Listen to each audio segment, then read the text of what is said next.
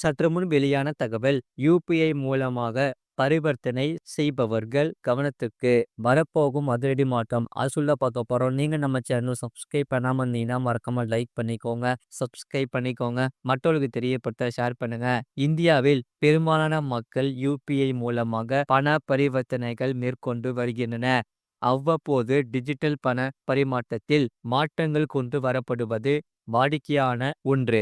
இந்தியாவில் தற்போது யுபிஐ பரிவர்த்தனையில் முக்கிய மாற்றம் வரவுள்ளதாக தகவல்கள் வெளியாகியுள்ளன.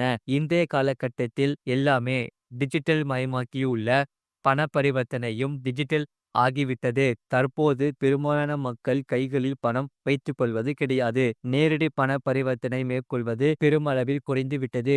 இந்தியாவில் டிஜிட்டல் பண பரிமாற்றம் செய்வதில் ஆர்பிஐ முக்கிய மாற்றம் கொண்டு வந்துள்ளதாக தகவல்கள் வெளியாகி உள்ளன.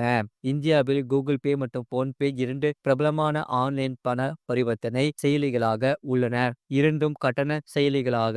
இவை இரண்டும் யுபிஐ அடிப்படையிலான பரிவர்த்தனைகளில் 85% பங்குகளை வைத்துள்ளன. முழு வீடியோ லிங்க் கீழே இருக்கு. அதை கிளிக் பண்ணி பாருங்க. மறக்காம லைக் பண்ணிக்கோங்க.